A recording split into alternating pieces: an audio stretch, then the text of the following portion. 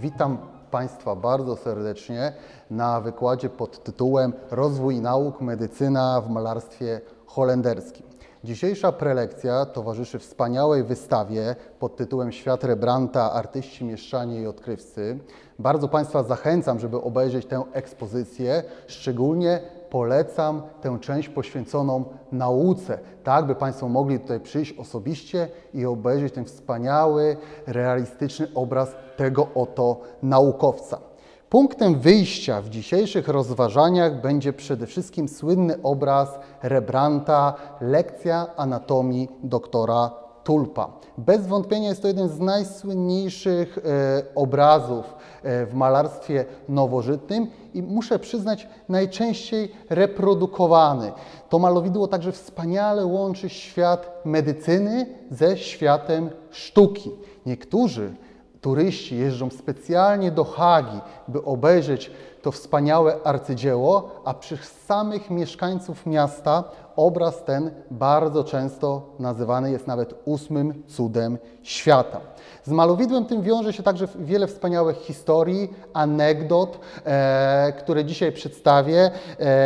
Treści te będą dotyczyć Rembrandta, autopsji wykonywanych w XVII-wiecznej Holandii, a także samego doktora Tulpa.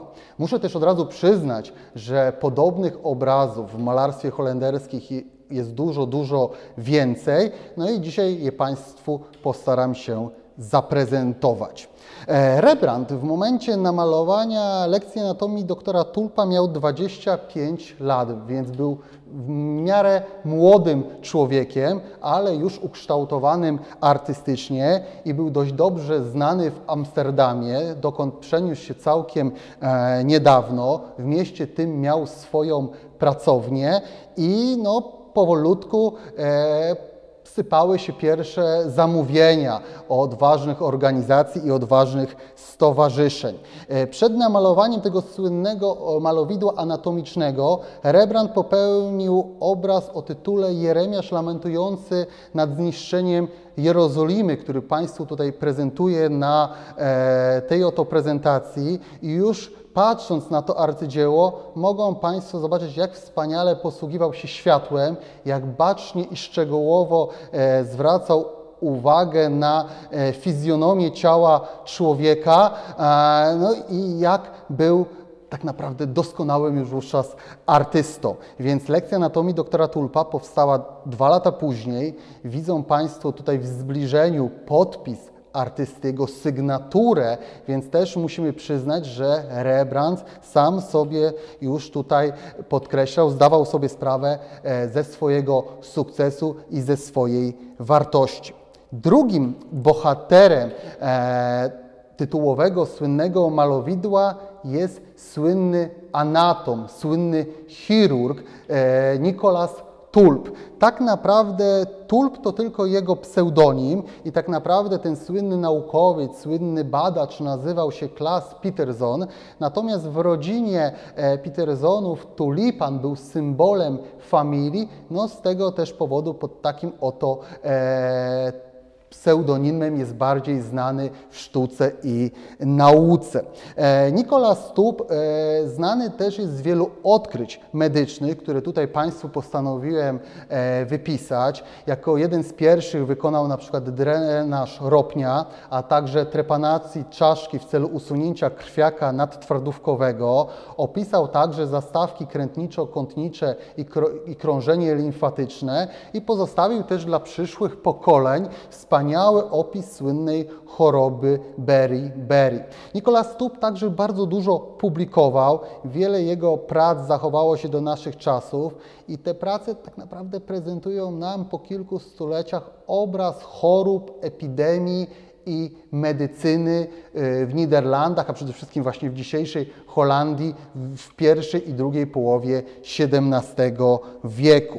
Co ważne, Nicolas Tulp także był zaangażowany czynnie politycznie. Przez kilka lat był nawet burmistrzem Amsterdamu, więc postać ta była bardzo znana w świecie nie tylko medycyny, sztuki, ale także generalnie polityki. No i na koniec przedstawienia tego dzisiejszego naszego bohatera warto wspomnieć, że był uczniem słynnego lekarza, anatoma Petera Pauwa.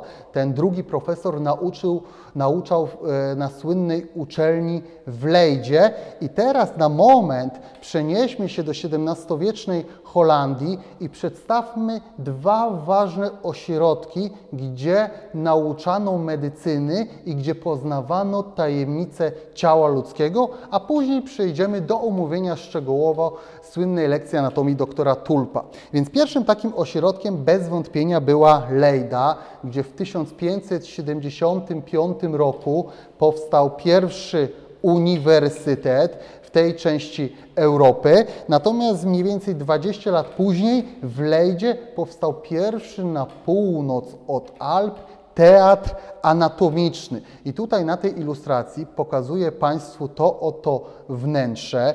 W teatrze anatomicznym odbywały się regularnie pokazy dla studentów organizowane przez miejscowy uniwersytet. Natomiast raz do roku, głównie zimą, organizowano pokazy otwarte dla zapraszanej publiczności albo tej publiczności, która specjalnie kupowała bilety na tego typu pokazy. I to warto też dodać w tym miejscu, że oprócz tego, że publiczność poznawała tajniki ciała ludzkiego, to miała także możliwość wzięcia udziału w pewnym sensie w spektaklu teatralnym, ponieważ często autopsjom towarzyszyła muzyka, towarzyszyły napoje i jedzenie. Często była zbudowana taka specjalna też atmosfera przez prowadzącego, która odwołała się do sfery sacrum i profanum, a przed samymi pokazami często też odbywały się pochody przy pochodniach, no i też tego rodzaju wydarzenia szeroko reklamowano w ówczesnej prasie.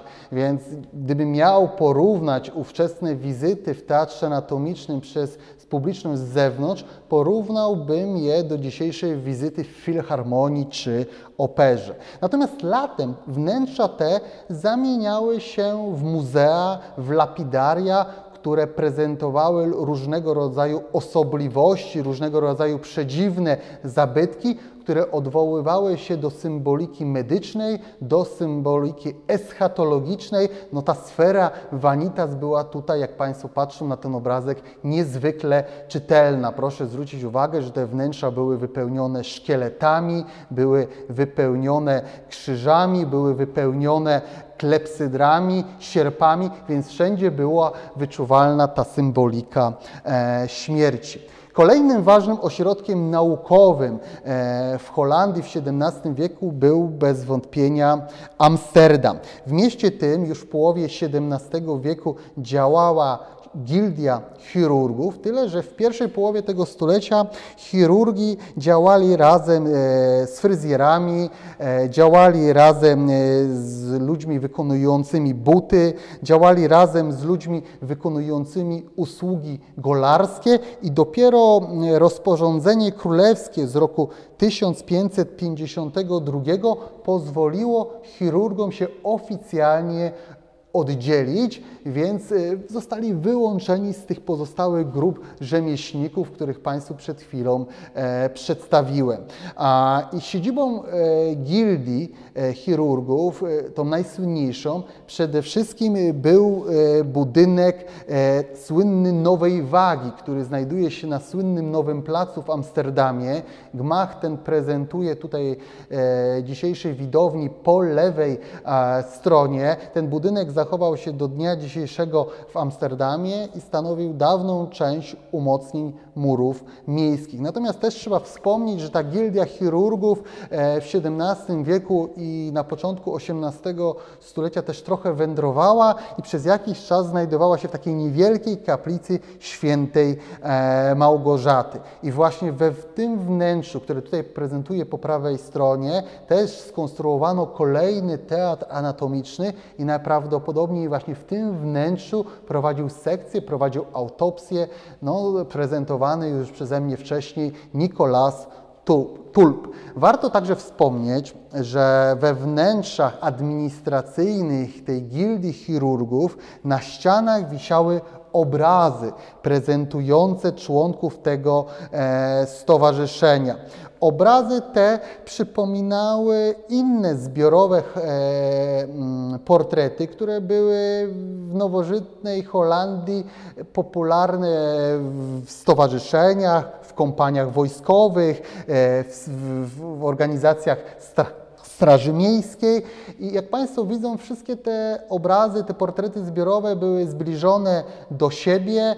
Prezentowani ludzie tutaj specjalnie płacili odpowiednie pieniądze, żeby znaleźć się na tego typu malowidłach. Często te obrazy malowane przez znanych malarzy niderlandzkich jak Frans Hals, Rembrandt czy Nicolas Elias Piquenoy są niestety pozbawione ekspresji, nie ma tutaj zbytniego ruchu na tych akurat, które tutaj prezentuje malowidłach. No i bardzo często, co ciekawe, widoczna jest taka techniczna zasada izokefalizmu, że wszystkie głowy portretowanych osób przedstawione są mniej więcej na tym samym poziomie, tak by zbytnio nie eksponować wybranego portretowanego mężczyzny. No i przede wszystkim właśnie były to przede wszystkim przedstawienia mężczyzn. I właśnie tego typu portrety zamawiali u siebie członkowie gildii chirurgów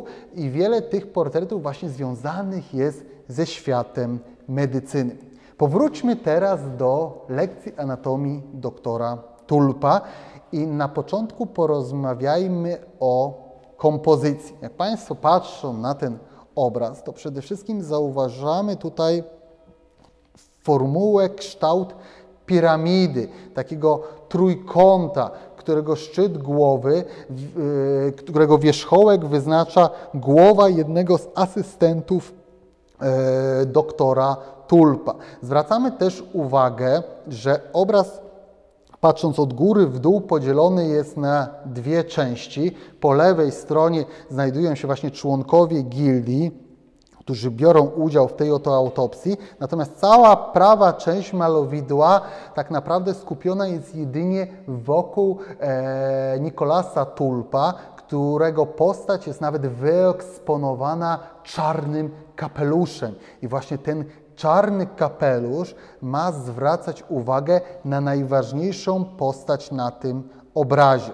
Kwestie kompozycyjne tego malowidła bez zwątpienia też buduje ta postać nieboszczyka, która powoduje, że jest taka wyznaczona przez ten obraz linia diagonalna, która stanowi też bardzo ważną oś kompozycyjną.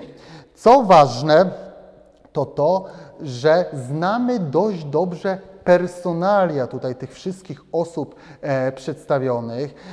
Zachowało się dość dużo źródeł historycznych, które cały czas badają przede wszystkim niderlandzcy naukowcy, więc wiemy mniej więcej dość dobrze, kto został przedstawiony w sąsiedztwie Nicolasa Tulpa. Tutaj na potrzeby dzisiejszej prezentacji przedstawiłem Państwu kilka wybranych nazwisk. Nie wszyscy ci mężczyźni byli chirurgami, niektórzy pełnili jedynie w gildii chirurgów funkcje administracyjne, natomiast wszyscy zapłacili właśnie odpowiednie fundusze, żeby móc znaleźć się w towarzystwie słynnego anatoma, słynnego prelektora. Co ciekawe, warto wspomnieć dwa słowa o tej postaci przedstawionej po lewej stronie malowidła. Mam tu na myśli Jakoba Kowelta. Ta postać jest troszkę inaczej namalowana od pozostałych osób, bym powiedział tak bardziej schematycznie i są takie domniemywania, jest taka hipoteza, że ta właśnie postać została domalowana do tego malowidła trochę później. Jedyną osobą, która nie zapłaciła, by znaleźć się na tym malowidle, jest ten oto nieboszczyk, którego nazywamy Arisem Kindem, a nazywał się, co wiemy właśnie ze źródeł historycznych, Adrian Adriaenszon i to był, powiem Państwu, miejscowy rzeźmieszek, miejscowy bandyta, który prowadził niecne życie przez wiele lat w Amsterdamie i okolicach i w końcu na początku 1632 roku trafił na szubienicę. Wyroki śmierci w ówczesnym Amsterdamie wykonywano właśnie w sąsiedztwie budynku Nowej Wagi, gdzie mieściła się gildia chirurgów. Tak więc najprawdopodobniej bardzo szybko po egzekucji anatomowie i chirurdzy przejęli to ciało, by poddać je odpowiednim eksperymentom. Właśnie skąd brano ciała na tego typu pokazy? No przede wszystkim właśnie ciała brano od złoczyńców, ludzi skazanych na śmierć, bezdomnych, często odnalezionych na ulicach martwych prostytutkach, czy często nawet ofiar epidemii, które były dość częste w Niderlandach w XVII wieku. Przede wszystkim mam tu na myśli dżumę. I tutaj na tym malowidle pokazuję Państwu kilka zbliżeń tego słynnego obrazu, natomiast w lewym rogu pokazuję Państwu prześwietlenie tego malowidła, co dowodzi nam, że wprowadzono w tym malowidle kilka przemalowań. Na przykład ta postać na drugim planie, ta postać, która właśnie wyznacza wierzchołek piramidy kompozycyjnej, w pierwotnej wersji też miała kapelusz na głowie. Najprawdopodobniej go usunięto w dalszej części malowania tego obrazu, ponieważ chciano właśnie wyeksponować prestiż głównego anatoma. Druga ważna zmiana to to, że nieboszczyk w pierwotnej wersji miał kikut jednej dłoni, co podkreśla tutaj ta strzałka w lewym dolnym rogu. Natomiast w ostatecznej wersji domalowano dłoń temu nieboszczykowi, tak by ciało tego trupa, tego nieboszczyka było pełne. No i co ważne, najważniejsze jest to, że ta sekcja, ta autopsja odbywa się tak naprawdę na pierwszym planie tego arcydzieła, więc dla widza, dla obserwatora jest ona najważniejsza. Zanim powiem Państwu w krótkich słowach, czego dotyczyła ta autopsja, to też jeszcze chcę powiedzieć Państwu, kim byli prelektorzy w XVII-wiecznych Niderlandach i jaką funkcję pełnili podczas spektakli anatomicznych. Drodzy Państwo, prelektorzy to byli praktycy i teoretycy, byli to anatomowie, którzy wykonywali sekcje, te regularne, przeznaczone dla studentów, ale także te przeznaczone raz do roku dla publiczności, która przychodziła z miasta. Dodatkowo prelektorzy prowadzili wykłady z fizjonomii, z fizjologii, prowadzili wykłady z botaniki, prowadzili wykłady z biologii, więc byli często także oficjalnie wykładowcami uniwersytetów. No w przypadku Holandii najczęściej byli to badacze, wykładowcy Uniwersytetu Leydeńskiego. I teraz, drodzy Państwo, popatrzmy na zbliżenie, na ten najważniejszy element tego malowidła, czyli wykonywaną przez tulpa sekcję przedramienia. Co ważne, jeśli byśmy zwrócili uwagę na protokół wykonywania sekcji, no to tutaj ta procedura została zdecydowanie zaburzona. Bo trzeba powiedzieć, że sekcje trwały po pierwsze kilka dni i te sekcje były podzielone na poszczególne działy. Po pierwsze, na samym początku wykonywano sekcję brzucha i otwierano w tym celu całą klatkę piersiową. Drugiego dnia wykonywano sekcję głowy, natomiast dopiero trzeciego dnia najczęściej wykonywano sekcję kończyn górnych i kończyn dolnych. Natomiast tutaj na obrazie namalowanym przez Rembrandta widzimy pełną głowę, widzimy zamkniętą klatkę piersiową, więc zdecydowanie protokół odbywania autopsji w tym wypadku się nie zgadza.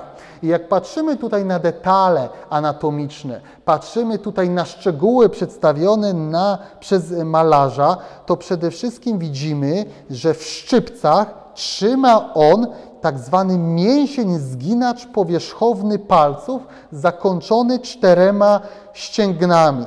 I patrząc na ten obraz, no trudno jednoznacznie stwierdzić, czy ten mięsień zginacz wychodzi z nadłykcia bocznego, czy z nadłykcia przyśrodkowego. Ale może te detale, te szczegóły zostawmy anatomom, a my skupmy się bardziej na tej warstwie malarskiej, na tej warstwie artystycznej.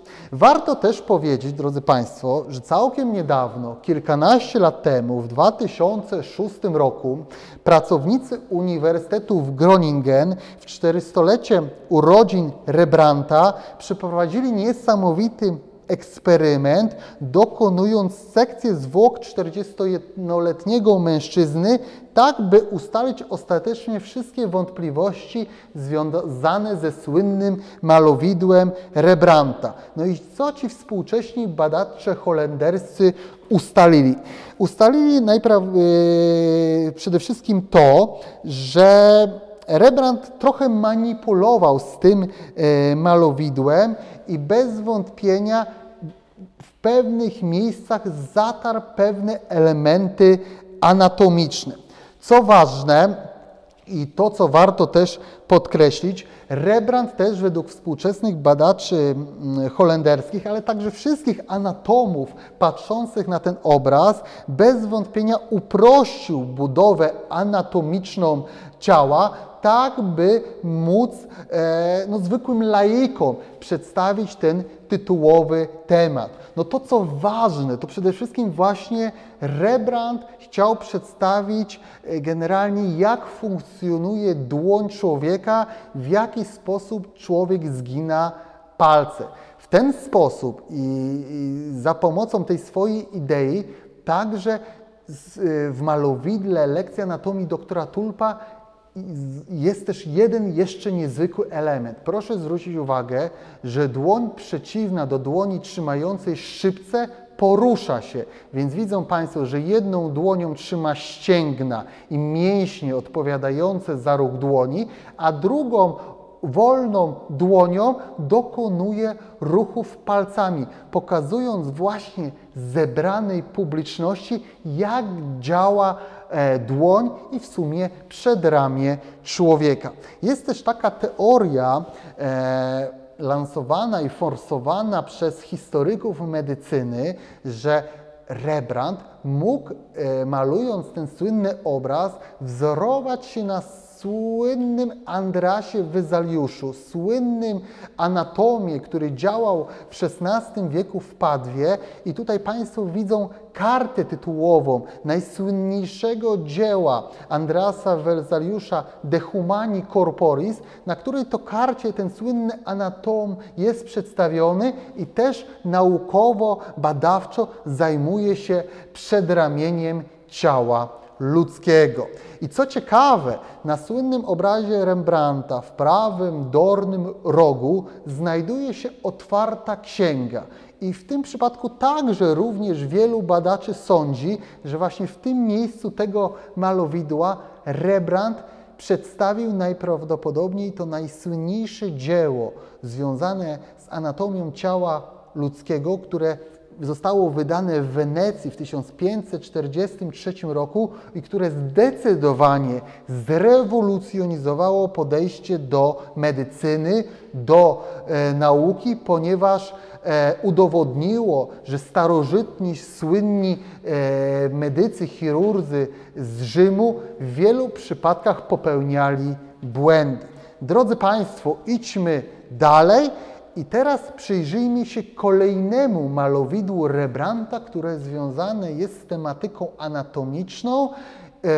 Być może to drugie malowidło nie jest tak bardzo znane jak lekcja anatomii doktora Tulpa, natomiast trzeba o nim koniecznie w kontekście dzisiejszej prelekcji wspomnieć. Mam tu na myśli lekcję anatomii doktora Jana Deymana, który był kolejnym prelektorem, który stał na czele gildii chirurgów w Holandii po zakończeniu kariery przez Tulpa.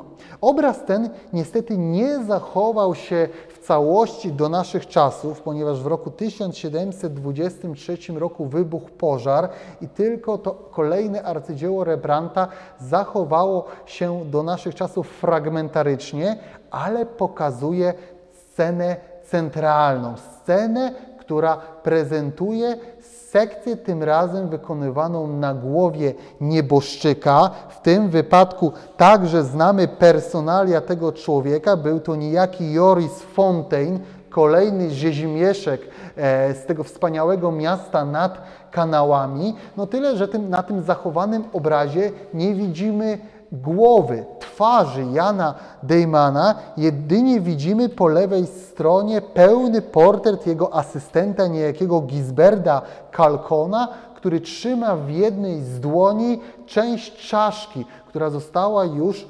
oddzielona od głowy, tak żeby wyeksponować mózg człowieka.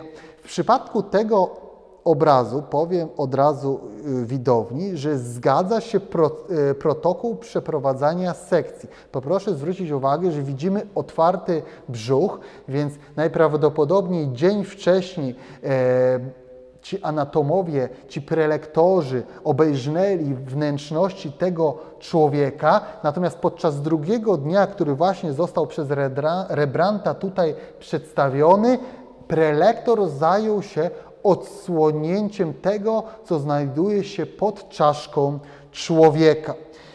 Zachowany jest szczęśliwie do naszych czasów szkic związany z tym obrazem, więc my dzisiaj możemy sobie wyobrazić, jak jeszcze do pierwszej połowy XVIII wieku wyglądało całe to malowidło, więc po tym szkicu mogą Państwo zauważyć, że kompozycja była dość przejrzysta, była bardzo uporządkowana, składała się z równomiernej widowni po 4 osoby po lewej i po prawej stronie, no a w części centralnej przy katedrze, przy blacie, przy stole sekcyjnym właśnie mamy prelektora i te zwłoki nieboszczyka, a prelektor Jan Deyman, podobnie jak Nicolas Tulp, także w tym przypadku został przedstawiony w kapeluszu, który ma przedstawiać i symbolizować prestiż wykonywania tego zawodu.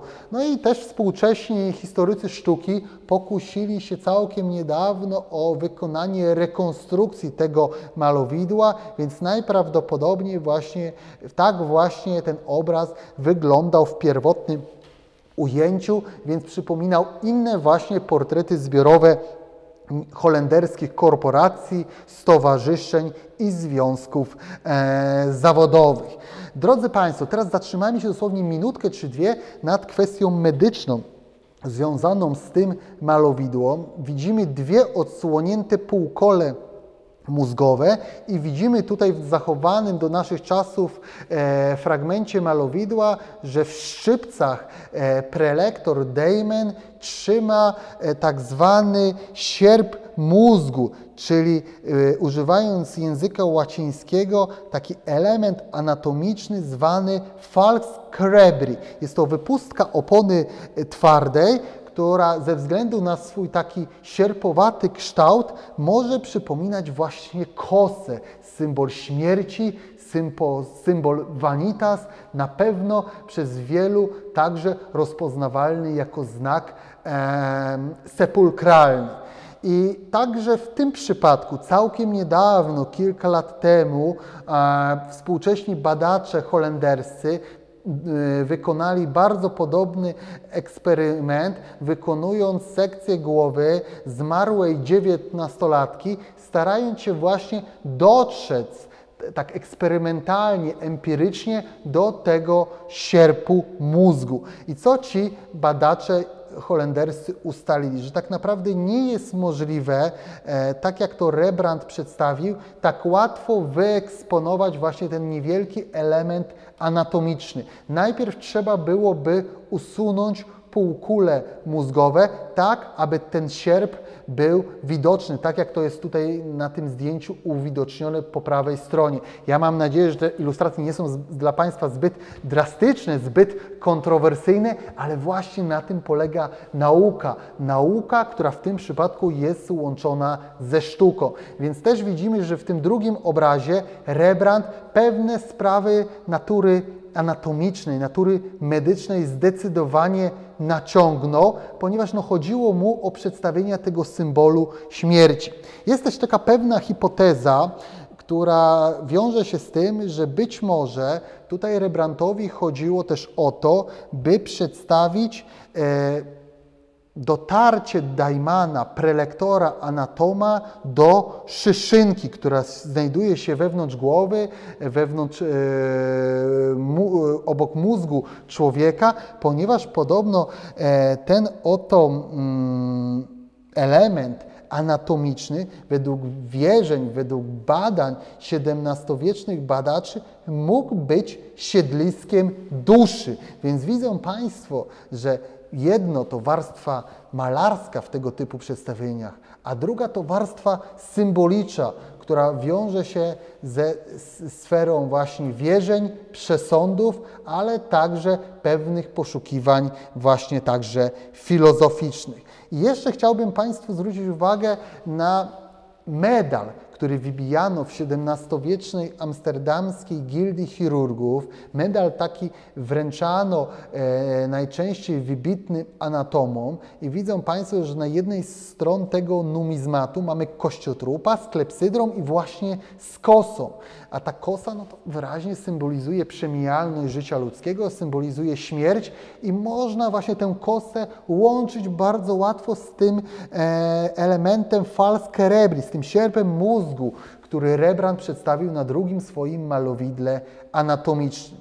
Natomiast jeśli chodzi o tę warstwę malarską, to bez wątpienia malarz, ten słynny nasz dzisiejszy bohater, malując ten obraz anatomiczny, wzorował się na słynnym malowidle włoskiego malarza epoki Quattrocento, Andrei Mantegna. Mam tu na myśli obraz zatytułowany Opłakiwanie zmarłego Chrystusa, ponieważ ten nieboszczyk przedstawiony na malowidle anatomicznym ma kompozycję bardzo zbliżoną do postaci Jezusa Chrystusa.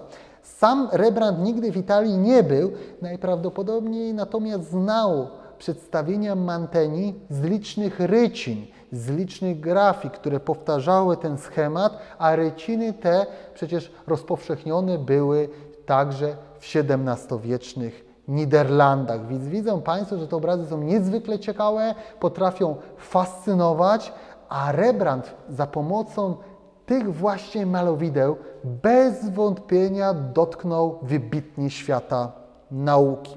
Natomiast co ciekawe, tego typu obrazów właśnie o tematyce anatomicznej czy tematyce osteologicznej odnoszącej się do budowy kości ludzkich w malarstwie holenderskim było dużo więcej i do naszych czasów prawie 10 zachowało się tych malowideł.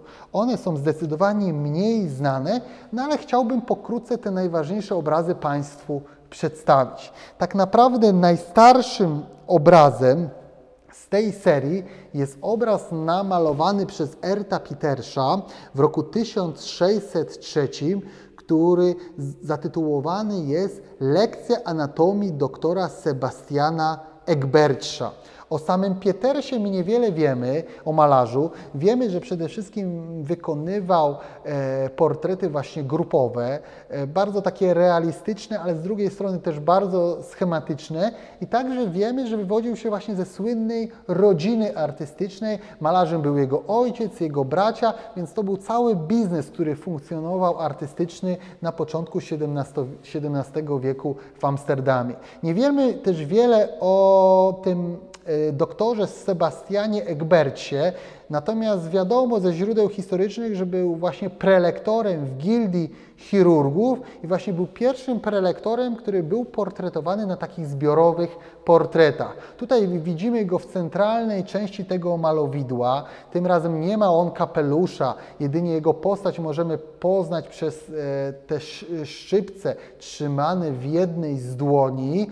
Natomiast widzimy tutaj 28 kolejnych mężczyzn, którzy bardziej są zainteresowani pozowaniem niż udziałem w samej autopsji. Je nazwiska też bardzo dobrze znamy, ponieważ one są tutaj przedstawione po prawej stronie w tym widocznym na obrazie zwoju. I co ciekawe, sam nieboszczyk jest sprowadzony tutaj na dalszy plan. Tak naprawdę nawet nie widzimy jego twarzy i nie wiemy, czy ta sekcja jest zakończona, czy dopiero rozpocznie się. Też moim zdaniem brakuje tutaj ekspresji, dynamizmu w tym malowidle. Tak naprawdę ci mężczyźni tutaj przedstawieni nie wchodzą ze sobą w żadną interakcję. Tak naprawdę ten obraz ukazujący Sebastiana Egbertsza podobny jest trochę do współczesnych zdjęć klasowych, które wszyscy przeżywaliśmy, będąc młodzi i pozując, prawda, na zakończenie roku szkolnego. O wiele ciekawszym jest kolejny obraz z Sebastianem Egbertszem, namalowany albo przez Thomasa de Keysera, albo przez Nicolasa Eliasza Piquenoya. No, w wielu publikacjach, w wielu opracowaniach naukowych te dwa nazwiska pojawiają się przy tym malowidle, dlatego właśnie te dwa też nazwiska tutaj Państwu w tej prezentacji prezentuję. A dlaczego ten obraz jest ciekawszy? Ponieważ po pierwsze jest właśnie o wiele bardziej żywszy, jest bardziej ekspresyjny i tutaj jeden z tych dwóch malarzy na pewno bardziej zwrócił uwagę na gestykulację, na tutaj ruchy zawarte w tym arcydziele. W tym drugim obrazie ukazującym Egbertsza prelektor przedstawiony jest już w kapeluszu i widzą Państwo, że pokazuje swoim asystentom, członkom tej gildii chirurgów szkielet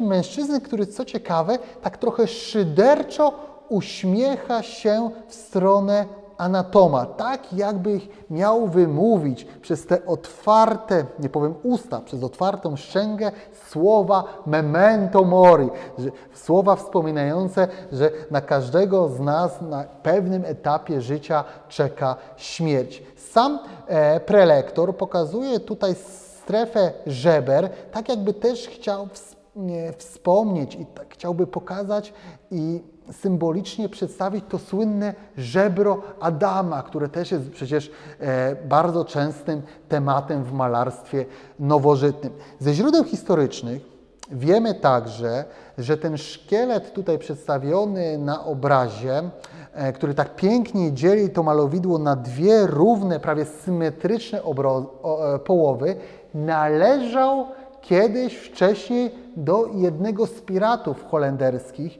który podróżował, pływał po morzach i oceanach całego świata, a swój los, swoją historię pośmiertną właśnie związał z gildią chirurgów. Więc widzą Państwo, że tutaj takich anegdot, tematów, takich historii ciekawych z każdym z tych obrazów jest dość dużo do opowiedzenia. Kolejnym obrazem odwołującym się do tematyki osteologicznej jest kolejna lekcja, tym razem doktora Johanna Fontaina, który tutaj ma za towarzyszy także 6 członków gildii, którzy jak Państwo widzą patrzą w różne strony tak naprawdę świata. Niektórzy patrzą na nas, niektórzy patrzą w bok, niektórzy patrzą w stronę tutaj tego centralnego elementu, czyli tej czaszki, która jest kolejnym symbolem śmierci, symbolem vanitas. Ten obraz do naszych czasów przetrwał w bardzo złym stanie, ale uzupełnia tą całą serię tych obrazów medycznych wiążących właśnie świat nauki i świat medycyny. Kolejny obraz, tym razem związany z miejscowością Delft w Holandii, obraz ukazujący lekcję anatomii doktora Willema van der Meera jest ważny z 3 powodów. Po pierwsze, sekcja porównaniu z poprzednim malowidłem ukazującym Egbertsza przedstawiona jest na pierwszym planie. Po drugie, musimy sobie teraz wyobrazić zapach panujący w tego typu pomieszczeniach. Wszyscy domyślamy się, że zaraz po otwarciu ciała dość charakterystyczny był zapach w tego typu wnętrzach. Z tego też powodu uczestnicy autopsji, uczestnicy takich spektakli radzili sobie, że przynosili różnego rodzaju zioła, różnego rodzaju rośliny do tego typu teatrów anatomicznych, tak żeby postarać się trochę rozproszyć tego typu aurę, tego typu atmosferę. Natomiast jak Państwo popatrzą w lewy górny róg i zobaczą Państwo kolejną otwartą księgę za nogami kolejnego szkieleta, to zobaczą Państwo rysunki wspaniałe, anatomiczne, które w tym przypadku bez wątpienia pochodzą ze słynnej pracy Andreasa Wezeliusza De Humani Corporis Fabrica. Co ciekawe, tego typu malowideł jest bardzo dużo w niderlandzkich miastach. Tam właśnie powstawały mniej więcej w Goudzie, w Leydzie, w Delft. Natomiast dużo mniej tego typu malowideł odnajdujemy w miastach dzisiejszej Belgii, w miastach zachodnich, tych południowych Niderlandów. Natomiast pewne przykłady są znane i wiemy, że teatry anatomiczne i gildie chirurgów znajdowały się na przykład w Antwerpii czy Brugge. W drugiej części, czy w dalszej części naszej prezentacji chciałbym Państwu przedstawić jeszcze jedną postać. Postać anatoma, równie słynnego jak Nicolas Tulp. Mam tu na myśli niejakiego Fryderyka Ruysa, który w drugiej połowie XVII wieku pełnił funkcję prelektora w gildii chirurgów w Amsterdamie. Niech Państwo sobie wyobrażą, ponad 60 lat. I ta postać Fryderyka Ruysa jest znana z dwóch bardzo ciekawych malowideł i to jest to starsze malowidło, które prezentuje Ruysa jeszcze jako młodego człowieka, który całą karierę ma przed sobą. I tutaj, jak Państwo widzą, Ruysch w tym przypadku wykonuje sekcję kanału pachwinowego na pozbawionym skóry lewym udzie. Natomiast zanim przejdziemy do omówienia postaci Ruysa, w tym przypadku chciałbym zwrócić uwagę na postać malarza i na kompozycję i na wartość malarską tej pracy. Malarzem był Adrian Backer, malarz niderlandzki, który wiele lat spędził w słonecznej Italii. I to Państwo widać, proszę Państwa, patrząc na ten obraz, ponieważ na drugim planie, w dwóch niszach mamy takie dwa Alantika posągi. Jeden z nich pokazuje Asklepiosa, a drugi ukazuje Apolla, czyli dwóch bogów, dwa bóstwa greckie związane ze światem medycyny. I te dwa posągi w tych niszach są wybitnie klasycyzujące. Klasycyzujące są także zwłoki tutaj tego nieboszczyka, tego mężczyzny, niejakiego Jorisa van Iperena.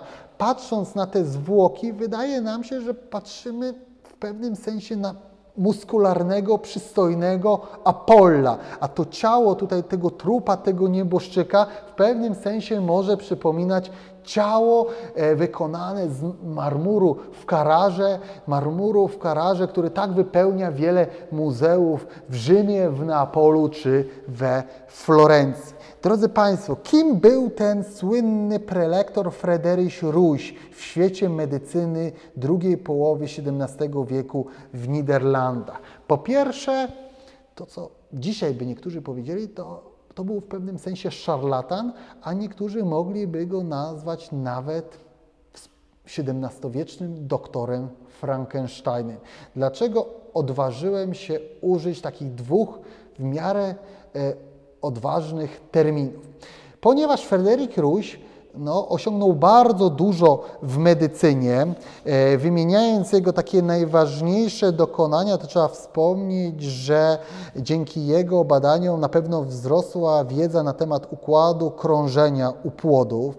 Jako jeden z pierwszych demonstrował też zastawki w naczyniach limfatycznych i przede wszystkim to, co fascynowało Ruysa, to generalnie historia tak naprawdę człowieka od momentu zapłodnienia poprzez płód, poprzez fazę właśnie ciąży, narodziny, no i tę już fazę niemowlęcia, noworodka, no i wykształcenie już w pełni rozwiniętego dziecka. No i Fryderyk Ruysch też współpracował z położnymi w Amsterdamie, stał na czele w sumie ówczesnego Instytutu Położniczego. Fryderyk Ruysch był także lekarzem medycyny sądowej, a przede wszystkim, drodzy Państwo, no był kolejnym prelektorem, kolejnym anatomem, który oprócz tego, że wykonywał sekcje, to także kolekcjonował obiekty w swoim prywatnym muzeum. Prywatne muzeum znajdowało się w 10 kamienicach w XVII-wiecznym Amsterdamie i kolekcje i zbiory medyczne Ruyscha odwiedzali, drodzy Państwo, królowie, książęta, ambasadorowie, lekarze. No jak przybywali lekarze, to on wtedy z nimi debatował, konsultował tematy medyczne. Natomiast innym tym słynnym gościom, laikom, generalnie opowiadał anegdoty, opowiadał historie. I jakie to były zbiory? To były takie zbiory natury, jak Państwo widzą, patologicznej. Niektóre mogą się Państwu wydać kontrowersyjne, bo większość tych zbiorów, które zbierał Ruysch, związane były z dzieckiem, związane były z niemowlętami, noworodkami, czy nawet płodami. Więc, drodzy Państwo, w jego kolekcjach na przykład można były obejrzeć liczne bliźniaki syjamskie, można było dojrzeć zmiany patologiczne o naturze nowotworowej czy naturze neurologicznej i część tych zbiorów, drodzy Państwo, zachowało się do naszych czasów, a gdzie? No to mogą Państwo zobaczyć po tych oto podpisach. Dużo zbiorów Fryderyka Ruyscha do naszych czasów do obejrzenia jest w Petersburgu. Jak tam się znalazły, to za chwilę Państwu powiem. Natomiast teraz na kolejnych ilustracjach chciałbym, żeby Państwo popatrzyli też na azamblaże, które wykonywał Ruysch. Azamblaże te były właśnie z pogranicza sztuki i medycyny i na te dzieła sztuki składały się na przykład szkielety noworodków, szkielety kilkumiesięcznych płodów. Te azamblaże składały się z kamieni żółciowych, składały się z naczyń limfatycznych, ale też elementów floralnych i współczesnej XVII-wiecznej fauny holenderskiej. Te szkielety, które tutaj widzimy na tych azamblażach, też są bardzo ekspresyjne. Niektóre płaczą w chustki, niektóre wygrywają utwory na instrumentach muzycznych, niektóre do nas tak jakby przemawiają. Tu też chciałbym wspomnieć, że tym azamblażom towarzyszą różnego rodzaju cytaty. Jeden Państwu tutaj zaprezentuję. Uwaga, otwieram cytat. Dlaczego miałbym tęsknić za rzeczami tego świata? Śmierć nie oszczędza nikogo, nawet bezbronnego dziecka. Koniec cytatu. Te azamblaże były cenną częścią tej kolekcji Ruyscha, ale też były reprodukowane i były popularyzowane wśród publiczności holenderskiej i zagranicznej za pomocą rycin, które w licznych publikacjach wykonywał niejaki Corneliusz Huyberts. Drodzy Państwo, muszę zmierzać w stronę już końca prelekcji, ale chciałbym powiedzieć Państwu, w jaki sposób te zbiory Fryderyka Ruyscha znalazły się w Petersburgu. Drodzy Państwo, pod koniec XVII wieku w Amsterdamie Ruyscha odwiedził młody Piotr I, późniejszy słynny przecież car rosyjski i twórca nowej stolicy nad Newą. I Piotr I tak zafascynował się kolekcją, tak zafascynował się z tymi zbiorami, że kilkanaście lat później postanowił je drogą morską sprowadzić do celów naukowych do Petersburga. Wydał na tą kolekcję olbrzymie sumy. Ruysch dzięki tej sprzedaży stał się jednym z najbogatszych, na pewno badaczy w Niderlandach, ale także obywateli tego miasta, czy mówiąc tutaj o Amsterdamie mam na myśli. No i ta kolekcja trafiła do Petersburga i z ponad nabytych 2000 preparatów do dnia dzisiejszego przetrwało w miarę 900. Więc widzą Państwo, że pomimo upływających lat, pomimo 3 wieków, dzięki wspaniałej konserwacji rosyjskich historyków medycyny i też konserwatorów, te wspaniałe obiekty natury medycznej przetrwały. A z pobytem Piotra I w Petersburgu wiąże się wiele anegdot, wiele takich historii apokryficznych. Jedna z nich dotyczy tego, że podobno jeden z obiektów, małe dziecko przedstawione przez Rójsia w trumnie, tak bardzo wydało się naturalne, żywe Piotrowi I, że ten złożył podobno na czole tego dziecka pocałunek, ponieważ myślał, że to dziecko po prostu śpi. A w jaki sposób ten Fryderyk Rójś balsamował te preparaty, te dzieci, te niemowlęta, tak żeby pozostawić je naukowcom przyszłym pokoleń.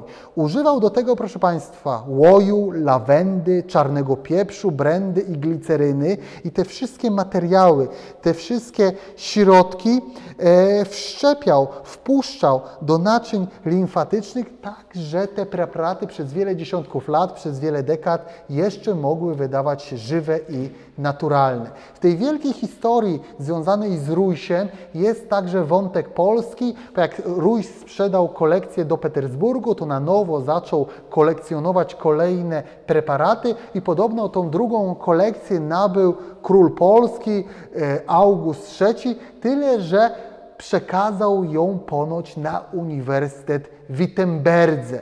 Dzisiaj badacze szukają tych zbiorów kolejnych Rójsia na Uniwersytecie w Wittenberdze, ale ślad po nim zaginął, więc ta druga kolekcja preparatów Rójsia jest bardzo enigmatyczna i na pewno jeszcze kolejne badania rzucą dużo światło na ten temat. Jeszcze drugi obraz chciałbym Państwu pokazać, ukazujący Fryderyka Rójsia w dalszej części jego kariery. Właśnie na tym drugim malowidle ten Rójś prezentuje swoim asystentom sekcję właśnie noworodka. Sam Rójś tutaj, drodzy Państwo, przedstawiony jest nie jako rzeźnik, nie jako jakiś właśnie anatom wykonujący skomplikowane sekcje, tylko jako, drodzy Państwo, jako dżentelmen, jako człowiek świata właśnie celebrytów XVII-wiecznej Holandii i widzą Państwo, że tutaj na stole leży małe dziecko, które wydaje nam się żywe, ponieważ prawą rączką trzyma w dłoni bardzo tak ekspresyjnie pępowinę, a na tym stole, drodzy Państwo, mogą nawet wręcz wszyscy dojrzeć łożysko. Natomiast tu jest jeszcze jedna postać ciekawa. W prawym rogu zaprezentowany jest syn Fryderyka Rójsia, Henryk Rójś, który był także anatomem. W momencie namalowania tego malowidła był dużo starszy, no ale malarz zdecydował się przedstawić go jako dziecko i ten potomek Rójsia, ten kolejny anatom, widzą Państwo, że w dłoni trzyma szkielet, właśnie szkielet kilkumiesięcznego płodu, który wręcz tańczy, który wręcz tutaj wykonuje różnego rodzaju gesty, a jedną z dłoń pokazuje wręcz niebo, pokazuje wręcz górę, sferę boską, co może też odwoływać się do właśnie kwestii tych symbolicznych, kwestii eschatologicznych. Tutaj widzą Państwo to na zbliżeniu i widzą Państwo podobne rysunki anatomiczne, które pochodzą z pracy naukowej Fryderyka Rójsia. Co ważne, w tej rodzinie Rójsiów była także malarka Rachel Rójś, która wykonywała takie wspaniałe, martwe natury, ukazujące kwiaty. Więc jak pamiętają Państwo jeszcze te azamblaże, które pokazywałem wcześniej, łączące świat flory, medycyny i kwestii artystycznych, więc na pewno ta Rachel Rójś także miała swój wkład w tworzenie tych zbiorów medycznych. Drodzy Państwo, takich przedstawień w malarstwie holenderskim było dużo więcej. Tutaj prezentuję dwa kolejne z XVIII wieku. Widzą Państwo, że zmieniają się stroje, zmieniają się rekwizyty. Niektóre obrazy odchodzą od strojów sekcyjnych i przenoszą się bardziej do wnętrz wykładowych. I tego typu przedstawień było dużo więcej w innych malowidłach w całej Europie. Podobne tematy ukazujące autopsje, sekcje ludzkie znane są z malarstwa angielskiego. Niektóre z tych przedstawień namalowanych przez Williama Hogartha mają formę Karykatury mają formę groteski i krytyki. Mamy też obrazy, które wpisują się w poetykę malarstwa XIX-wiecznego. Szczególnie ciekawy jest ten obraz François-Nicolas Perrena, który lekcję anatomii doktora Velpeau łączy z ostatnią wieczerzą. Proszę zwrócić uwagę, że w tym przypadku anatom tak jakby zastępuje Chrystusa, natomiast tutaj zebrani asystenci przy autopsji wypełniają rolę asystentów. Jakby Państwo ich policzyli, to ja tego nie pamiętam, ale już w tym momencie mogę nie mieć czasu, ale przyjmijmy, że na 99% tych asystentów jest tutaj 12, tak jak 12 apostołów przy tej ostatniej uczcie. W kolejnych lekcjach anatomii doktora Tulpa pojawiają się także kobiety pod koniec XIX wieku, bo to jest też moment, kiedy w końcu płeć piękna ma dostęp do uniwersytetów i do zdobywania wiedzy, zdobywania nauki. Zupełnie inną historią, ale też wywodzącą się z malowideł anatomicznych jest historia obrazów ukazujących zabiegi, operacje. Tu mamy do czynienia z żywymi ludźmi leżącymi na stołach operacyjnych, ale właśnie też te obrazy Thomasa Equinsa wywodziły się z dawnej tradycji obrazów niderlandzkich, którą tak wspaniale rozpoczął Rembrandt, a także inni mu współcześni artyści. I już na sam koniec chciałbym Państwu pokazać dosłownie kilka nawiązań takich naukowych, artystycznych, ale też zabawnych, które związane są z lekcją anatomii doktora Tulpa.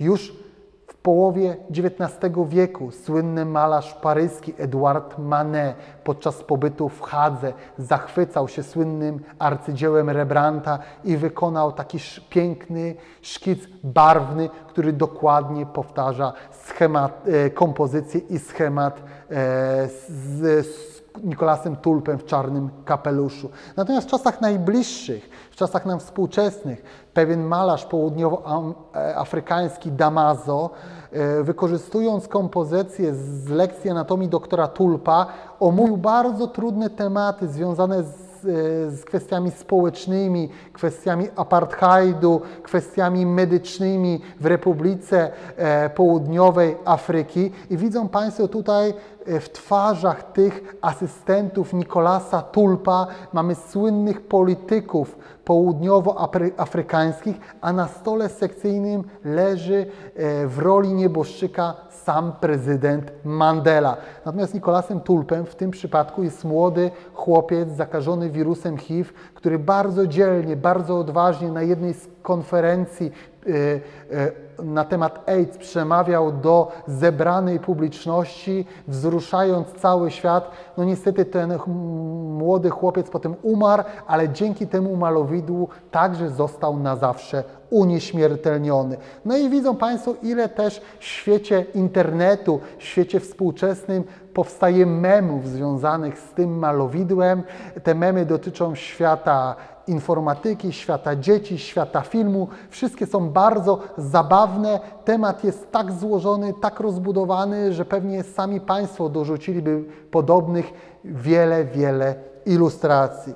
I na sam koniec, ostatnie zdanie. Gdyby Rembrandt malował obraz dzisiaj i gdyby musiał korzystać z współczesnych, nowoczesnych środków przekazu, no to w czasach niestety pandemii COVID-19 lekcja anatomii doktora Tulpa wyglądałaby tak, że prelektor byłby na sali, a widownia w domu i za pomocą internetu wszyscy by się łączyli. Bardzo Państwu dziękuję. Zapraszam jeszcze raz bardzo serdecznie na wystawę, która jest bardzo ciekawa, która dotyka wielu innych zagadnień związanych z życiem Rembrandta, ale także innych malarzy holenderskich. Pozdrawiam i życzę Państwu udanego dnia. Dziękuję.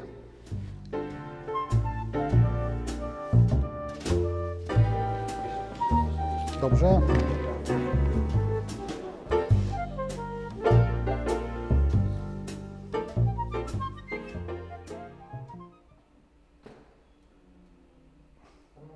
Nie proszę spojrzeć w Którą kamerę?